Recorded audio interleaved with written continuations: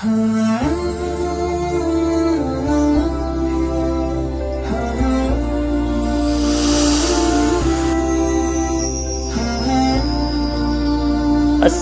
علیکم ورحمۃ اللہ وبرکاتہ۔ ایھا السامعون المستمعون الموقرون، نحمده ونصلی ونسلم علی رسولہ الکریم، اما بعد، فقد قال ابو ہریرۃ رضی اللہ تعالی عنہ ان النبی صلی اللہ علیہ وسلم قال: خلق اللہ آدم علی صورتہ طولہ 60 ذراعا فلما خلقہ قال: اذهب فسلم علی اولئک نفر من الملائکۃ جلوس فاستمع ما یحیونک فإنها تحیتک وتحیت ذریتک، فقال: السلام علیکم، فقالوا: السلام علیک ورحمۃ اللہ، قال: فزادوہ رحمۃ اللہ۔ رواہ البخاری۔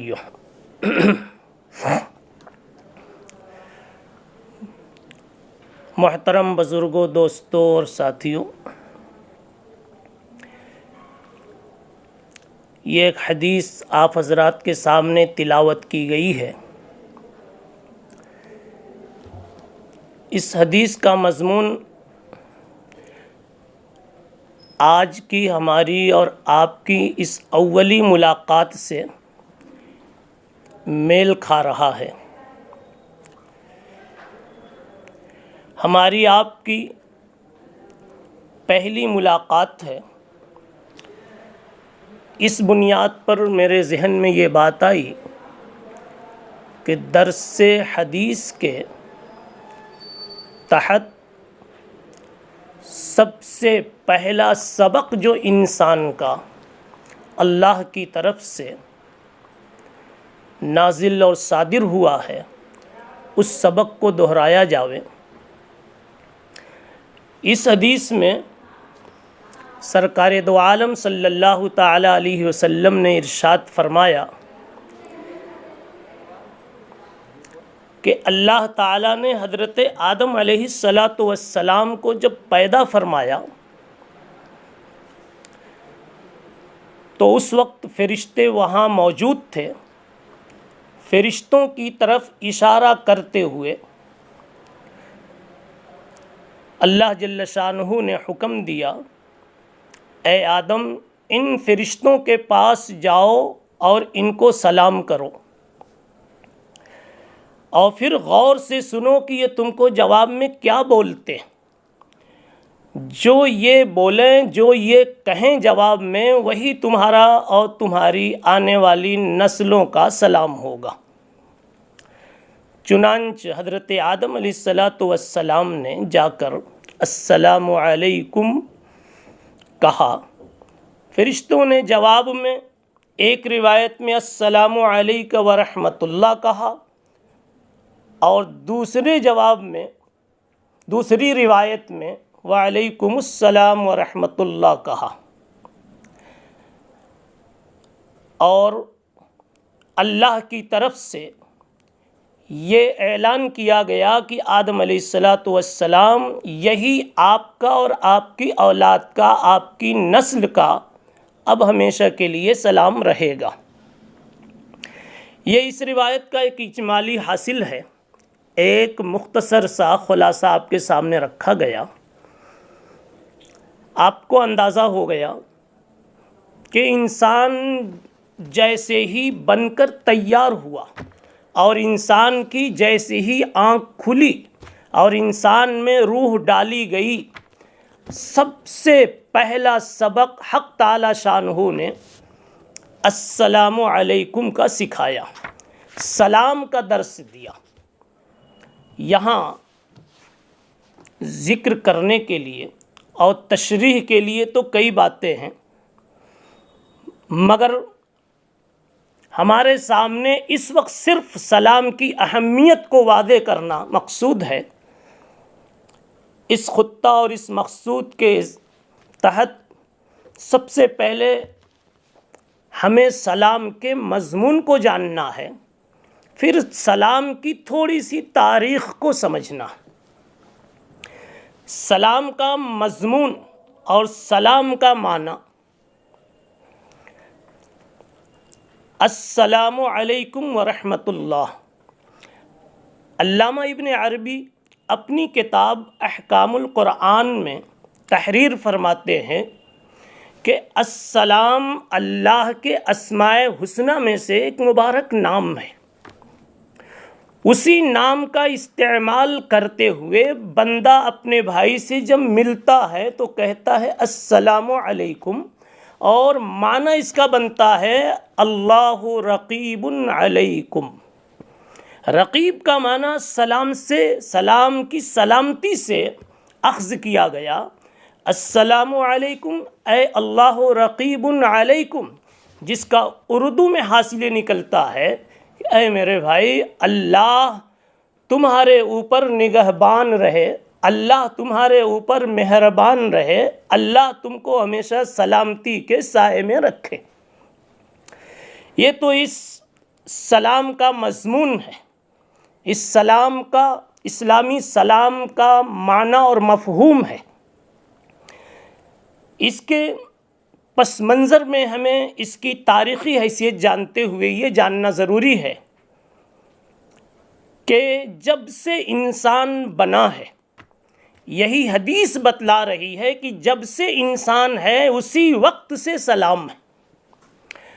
اور میں شاید اگر یہ کہوں تو کوئی عجیب بات نہ ہوگی کہ جب سے اسلام ہے، جب سے سلام ہے، اور جب سے انسان ہے، جب سے اسلام ہے۔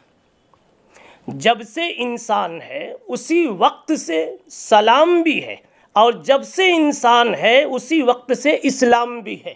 اس لیے کہ پہلا انسان جن کا نام حضرت آدم علیہ السلام، انہوں نے سب سے پہلے سلام کیا، اور وہی سب سے پہلے مسلمان بھی ہیں، سب سے پہلے موحد بھی ہیں، سب سے پہلے حق تعالی شانہ کو ماننے والے بھی ہیں۔ اب تین چیزیں ایک ساتھ جڑ گئی، سب سے پہلا انسان، سب سے پہلا سلام، اور سب سے پہلا مذہب۔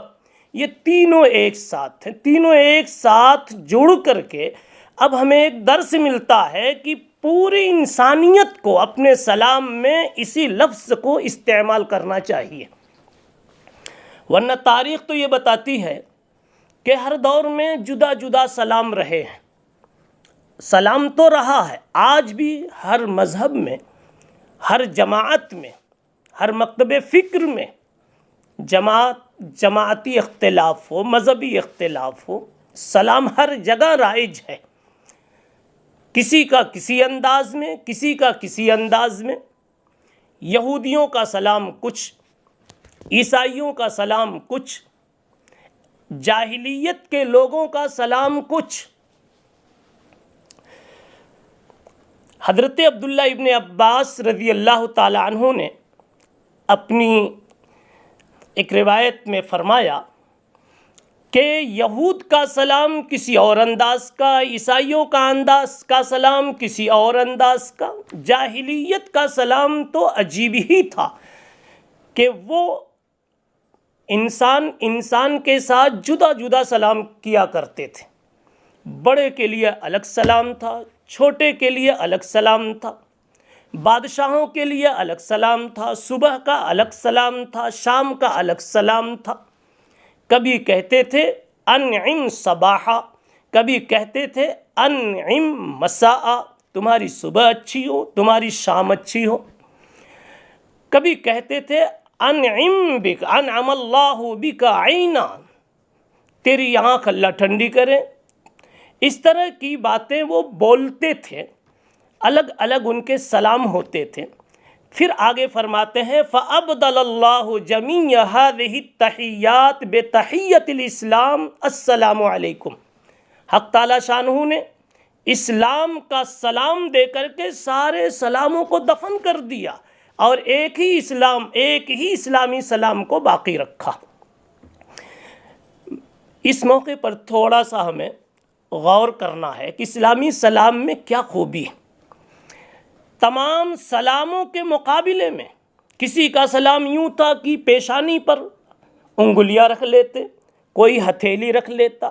مجوسی اپنے سلام میں تھوڑا سا جھک جایا کرتے تھے، کمر اپنی جھکا لیا کرتے تھے۔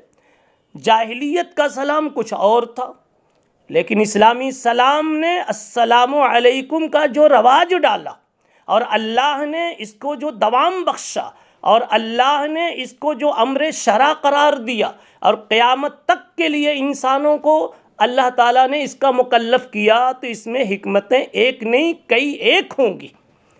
اس مختصر سے وقت میں مجھے صرف ایک دو بات کی طرف اشارہ کرنا ہے کہ اصل میں سلام کا جو مقصد ہے وہ سب سے زیادہ اسی اسلامی سلام میں پایا جاتا ہے۔ ساری قوموں نے سلام کیوں کیا ہے؟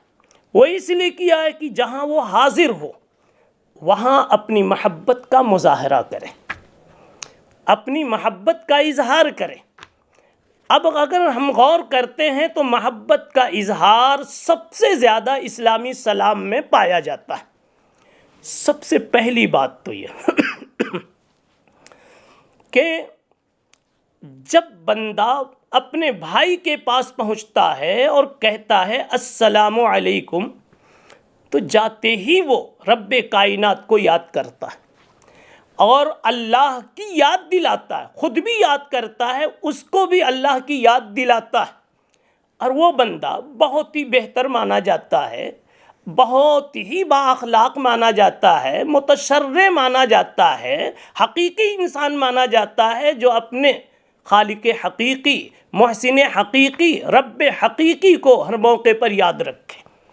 اس بنیاد پر سلام کی یہ ایک بہت بڑی پہلی خصوصیت ہوئی۔ دوسری خصوصیت یہ ہوئی کہ کوئی کسی کے پاس آتا ہے تو جس کے پاس انسان پہنچے کبھی وہ گھبرا جاتا ہے، کیوں آیا، کون آیا، مگر اس نے جاتے ہی جب کان میں آواز ڈالی السلام علیکم، اس سے سامنے والے کو اطمینان ہو گیا، یہ تو میری سلامت کی، میرے لیے سلامت کی، امن و امان کی، صحت کی، عافیت کی، عزت کی یہ تو بول رہا ہے۔